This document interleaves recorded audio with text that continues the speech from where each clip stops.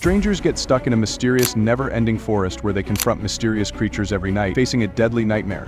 Watch the video till the end. John is currently running through this forest, desperate to find a way out before nightfall. His watch has stopped working, and he keeps ending up in the same spot over and over again. He's also seen several signs that say point of no return with different numbers. Suddenly, a flock of birds flies over his head, and he realizes that it's already nighttime. Panicked, he tries climbing a tree to hide, but the branch snaps, and he falls. Scared, John reaches for a knife in his bag, but before he can use it, a mysterious creature appears and drags him away. Meanwhile, in the city, a woman named Mina, an American immigrant and artist, works at a pet store. One afternoon, her boss gives her the task of delivering a bird to a zoo in a nearby city. Mina names the bird Darwin and takes him home. She talks to Darwin, telling him that today is the 15th anniversary of her mother's death and that she plans to go out tonight to distract herself from the memory. She dresses up in a wig and goes to a bar, using a fake name and pretending to have a different job while meeting new people. The next morning, she jokingly asks Darwin not to judge her, explaining that she likes to dress up and pretend because she feels the real version of herself isn't likable. Mina leaves the city and begins her drive to make the delivery, only stopping once to fill up her gas tank. During the trip, she gets a call from her twin sister but ignores it, listening to the voicemail later. Her sister scolds her for not attending their mother's memorial, reminding her that it's been 15 years and that it's time to stop avoiding the family. Mina shrugs off the voicemail and keeps driving, unaware of the sign filled with missing person posters as she passes near the forest. A short while later, as Mina drives through the forest, she realizes that the surroundings are unfamiliar. Her phone and car radio start acting up, and then her car suddenly breaks down,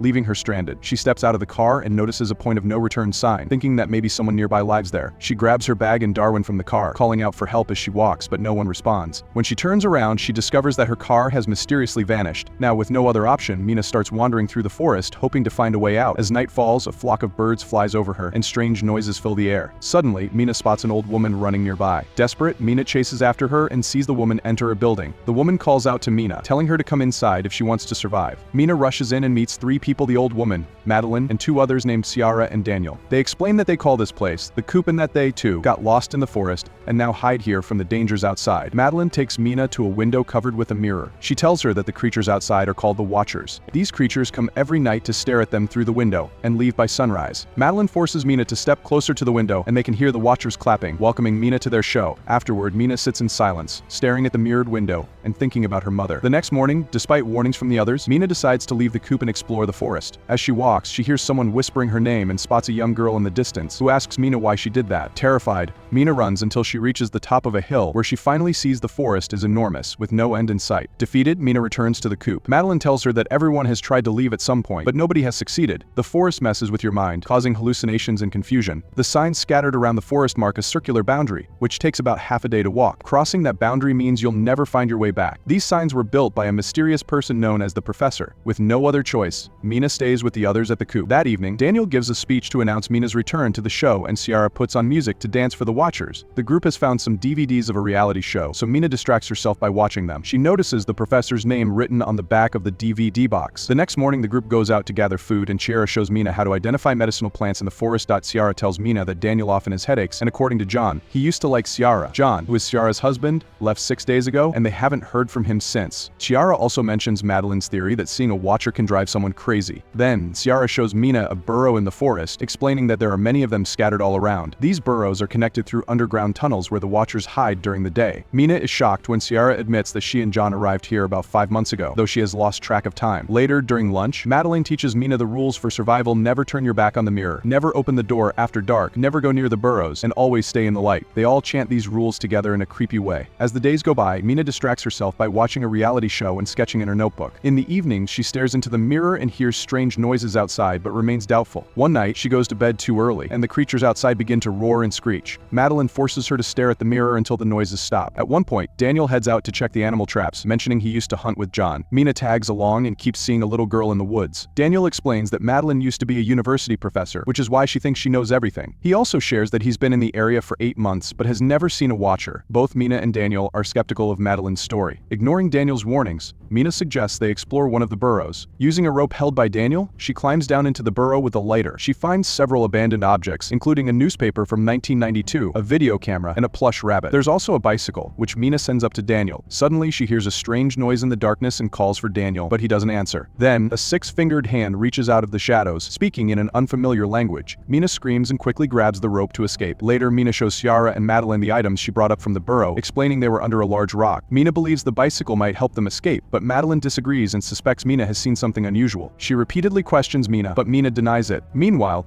Daniel connects the camera they found to the coupe's power source, explaining that the professor must have installed it when he built the place. By hooking it up to the TV, they now have a basic surveillance system. That night, the group gathers around the screen, waiting for something to appear. Suddenly, Ciara hears a noise, and legs appear on the camera as someone knocks on the door. The voice belongs to John, who pleads to be let in, but Madeline warns them that the watchers can imitate people to lure them out. As John continues to beg, saying he's injured, a heated argument breaks out, and Madeline forces Mina and Daniel to admit they tampered with a burrow. Ciara still wants to help her husband, so Madeline instructs her to ask John something only he would know. Unfortunately, John fails to recall what book Madeline is reading, even though they bought it together because it reminded him of her. Desperate, Ciara asks John to show his face on the camera. John briefly appears on the screen, asking for help before being dragged away by something. Then, the camera is hit and breaks. Panicking, the group stands in front of the mirror as the enraged watcher outside pounds on the door until the mirror cracks. The next morning, Madeline throws the bicycle back into the burrow, hoping to appease the watchers. Mina promises she's done breaking the rules. Down in the burrow, the bicycle is pulled into the darkness. A flashback reveals that when Mina was younger, she was in a car with her mother and sister, and the little girl in the woods looks just like the twins did back then. Young Mina kept breaking the rules, leading to a fight with her mom, who accidentally slammed the window on Mina's fingers. Mina's scream distracted her mother, which caused the car to crash. Now, in the present, Mina is sketching symbols and says that the forest is messing with her mind. She marks the trees she's already looked at. As the weeks pass, the days grow colder and shorter. Everyone is losing hope of escaping, and the pressure is starting to get to them. Mina overhears Madeline yelling at Daniel, scolding him for not catching anything, and worrying they might starve soon. In the coupe, Ciara ignores their arguments by watching a reality show, while Mina draws on the floor. Suddenly, Mina notices Ciara is missing. Panicking, she runs into the forest and finds Ciara standing at the edge of a burrow, seemingly ready to end her life to reunite with John. Before anything happens, they hear her scream and follow it. They discover Daniel tying Madeline up. Madeline says Daniel has lost his mind, but Daniel just laughs, saying they'll play by their own rules now, before running back to the coupe. Ciara chases after him, but Mina stays behind to free Madeline. The two of them then head back to the coupe, only to find that Daniel and Ciara have locked them out. Birds start circling above, and they're forced to hide inside one of the traps, which smells awful but might hide their scent. Back in the coupe, Ciara and Daniel stand in front of the mirror. Outside, a watcher appears over the trap, but it can't detect Mina and Madeline, so it heads toward the coupe. The watcher stands tall and roars, calling for more watchers. As they approach the coupe, Daniel tells them two people are missing, sending the watchers out to hunt. Taking this opportunity, Mina and Madeline rush to the coupe door and beg Daniel to let them in. Mina confesses that she caused her mother's death and has been living with the guilt ever since. She warns Daniel that if he doesn't open the door, he'll be haunted by similar guilt. Finally, the door opens, and they quickly get inside. Once inside, Madeline immediately yells at Daniel, saying she should have killed him long ago, but now the priority is dealing with the watchers. The group gathers by the mirror, and Madeline explains she used to teach folklore and mythology. She reveals that she came to the forest for research, and on her first night, she saw a watcher that looked like a twisted version of herself. She explains that the watchers appear in many ancient stories and are known as changelings or fairies. They observe humans, studying them, and eventually try to become them. Suddenly, they hear a watcher knocking on the door, mimicking Ciara's voice, begging to be let in. Soon, more watchers climb over the coupe, copying the group's voices to lure them out. The group pushes a table against the door and then hears a strange noise. Under the carpet, they find a square on the floor. As the watchers grow more aggressive, Daniel breaks open the square, revealing a bunker beneath the floor. They quickly go down into the bunker, taking Darwin with them, and shut the hatch just as the watchers break into the coupe. When they turn on the lights, they realize this is where Professor Rory used to work. The room is filled with books, files, and enough food to last a long time. There's also an old computer with no internet access, but Mina finds video diaries dating back to 2009. In the videos, Professor Rory talks about his fascination with the creatures that watch him from the window. As the videos progress, Rory's mental state worsens. He admits that the workers he hired to build the coupe were killed by the watchers. In another video, he says a watcher appeared to him in the form of a little girl, and he wonders if humans could use that kind of power. In the final video, recorded on day 300, Rory admits defeat. He planned to kill the watcher he had captured and then end his own life. However, before doing so, he left a message he has hidden a boat on the river past sign 134, which can be found by following the birds. He also asks whoever finds the videos to go to his office at the university and destroy all his research. Mina cries as she listens to the sound of gunshots in the recording. The group decides to leave on the boat the next morning, so Ciara plays some music to celebrate. She tries to get Daniel to dance, but he becomes sad as he opens up about getting lost in the forest after running away from his abusive father. Ciara comforts him, telling him he can stay with her once they escape, and they share a hug. The next morning, the group follows the marks Mina left until they reach sign 134, where they free Darwin and let him guide them through the forest. Eventually, they come across a stone marker, and Madeline explains that this is where fairies were imprisoned after losing their war with humans. Since then, the fairies have been trying to return, but without wings and magic, they can't can't stand the sunlight. As they continue, Mina notices the little girls appearing nearby. Soon it begins to rain and birds fly around them, signaling that night is coming. They hear the Watchers approaching and hurry toward the river. All the women manage to board the boat, but Daniel freezes when he hears John's voice. A moment later, Daniel drags John to the shore, but Ciara warns him it isn't real. It's too late. The fake John shifts shape and kills Daniel with its claws. Afterward, its body goes blank as more Watchers gather around to watch the remaining trio row away. Madeline reassures the others that the Watchers can't leave the forest. The next morning, the women and Darwin find a bridge and wait until a bus comes by. The driver kindly lets them on, and they finally relax on their way back to the city. Later, while Mina showers, she remembers her mother's death, how she was lying in the road while her sister kept calling for her and showing scars on her face. The next day, Mina visits a university to fulfill Rory's last wish by pretending to be his niece. There, she finds a blueprint for the coupe, the first draft of a research paper on the Watchers, and a tape recorder with Rory's research. The research follows an illustrated scroll showing how fairies and humans once lived peacefully together, sometimes even having half-blooded children who could walk in the sun. Rory believed these half-bloods might still be living among humans. Mina finds some photos that shock her, and that evening she visits Ciara to show her the pictures. She reveals that Madeline had been Rory's wife but died from lung cancer in 2001. Mina theorizes that Rory used a captured Watcher to bring his wife back, and that the Madeline they knew was actually this Watcher. At that moment, a car pulls up, and the real Ciara enters, meaning the Madeline they knew was actually the Watcher pretending to be Ciara. As the real Ciara comes in, the Watcher crawls on the ceiling and turns into John, using his voice to distract Ciara before knocking her out. Mina tries to run, but the Watcher catches her, throws her around, and shifts into Daniel's form while complaining about humans. A mirror breaks, and Mina grabs a shard to defend herself, but the Watcher drags her around, thanking her for helping it escape the forest. The Watcher then steps outside in Madeline's form, explaining that it always wanted to leave the forest because the other Watchers mocked it for being able to walk in the sun. They called it Daywalker in deformity. It had sought Rory's help to escape, but when Rory tried to shoot it, the Watcher killed him first. In a flash, it transforms into Rory and then into Mina, grabbing the real Mina by the neck, intending to kill her and take her body. Mina tells it that Rory had a secret, and the Watcher lets her speak, learning about the half-bloods and how there are more hidden among humans. The Watcher realizes that while living as Madeline, it experienced human emotions because of its mixed blood. Its body changes, revealing wings, and it flies onto the roof, telling Mina it hopes she's right about there being more of its kind. Then, it flies away. Mina checks on Ciara, who is thankfully okay. Later, Mina visits her sister and her kids, finally reconciling with them. She also shares her experience in the forest, explaining that she sometimes feels like the Madeline Watcher is still out there, watching her. It takes different forms, but often appears as the little girl Rory had seen. Meanwhile, Darwin watches the street, where the Watcher stares back at him.